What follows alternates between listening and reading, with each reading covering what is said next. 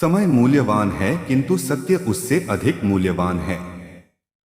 जय श्री कृष्णा मित्रों, अगर चैनल पर नए आए हो तो चैनल को सब्सक्राइब जरूर कर लें और कमेंट में जय श्री कृष्ण जरूर लिखें। तो आइए जानते हैं सत्य की राह पर चलना कितना कठिन है। सत्य जीवन का सर्वोपरि कारक है, जिसका आश्रय ग्रहण कर लिए जाने पर धर्म और सत्य हमारे जीवन के लिए संरक्षक और मार्गदर्शक की भूमिका में आ जाते हैं और पूरी जिंदगी इसका सकारात्मक प्रभाव हमारे प्रत्येक कर्म पर तो पड़ता ही है। हमारा समूचा आभामंडल ही प्रभावोत्पादक और शुभ्र परिवेश का निर्माण कर देता है। धर्म और सत्य ऐसे महानतम कारक हैं जो अवलंबन करने वाले की हर प्रकार से रक्षा करते हैं और उन्नति के लिए ऊर्जा का संचरण करते रहते हैं। इतने प्रभावी होने के बावजूद इसका आश्रय लोग या तो ले नहीं पाते अथवा अपनी क्षुद्र कामनाओं के वशीभूत होकर इनसे दूरी ही बनाए रखते हैं।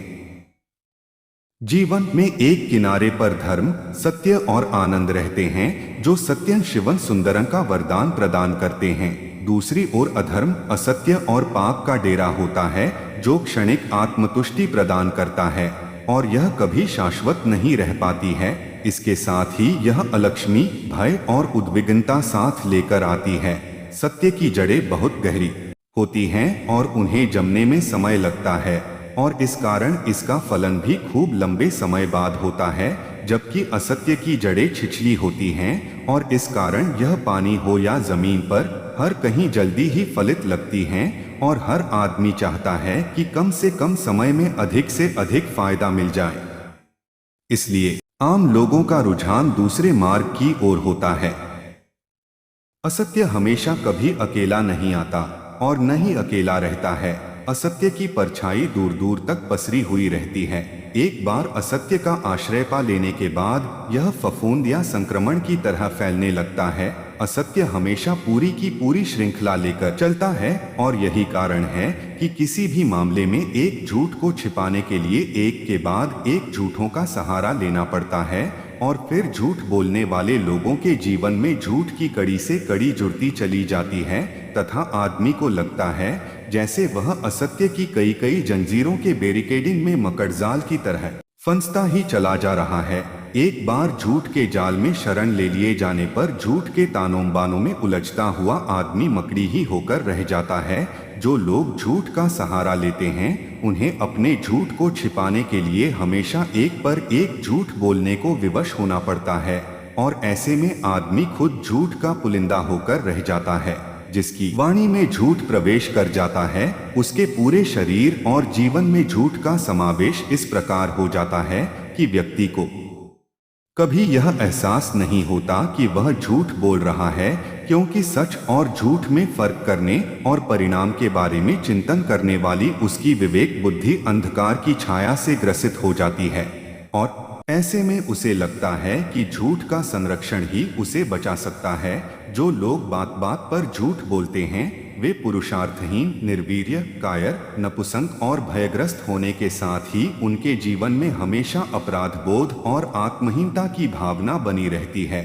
यही कारण है कि ऐसे लोगों को अपने अस्तित्व की रक्षा करने अथवा साबित करने के लिए झूठी बातों का सहारा लेना पड़ता है।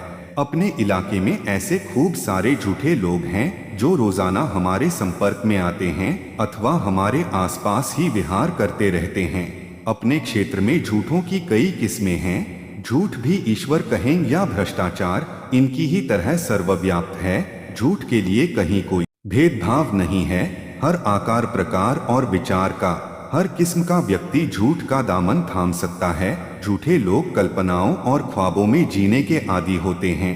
ये लोग अपनी वाहवाही के लिए चाहे जितना झूठ बोल सकते हैं। कोई भी आदमी एक बार झूठ बोलना शुरू कर दे तो फिरन उसे झूठ में दक्षता पाने के लिए कोई प्रशिक्षण नहीं लेना पड़ता। ऐसा व्यक्ति उत्तरोत्तर झूठी बातों का बादशाह बन जाता है। दुनिया में सबसे ज्यादा अविश्वासी, विश्वासघाती और महादुष्ट यदि कोई है तो वह है झूठा आदमी। ऐसे लोग अपने छोटे मोटे स्वार्थ के लिए झूठ बोलने से लेकर किसी का काम तमाम कर सकने तक की सारी योग्यताएं रखते हैं, क्योंकि इनके लिए अपने झूठ के कवच के सामने सारे नियम कानून और हथियार बेकार हैं।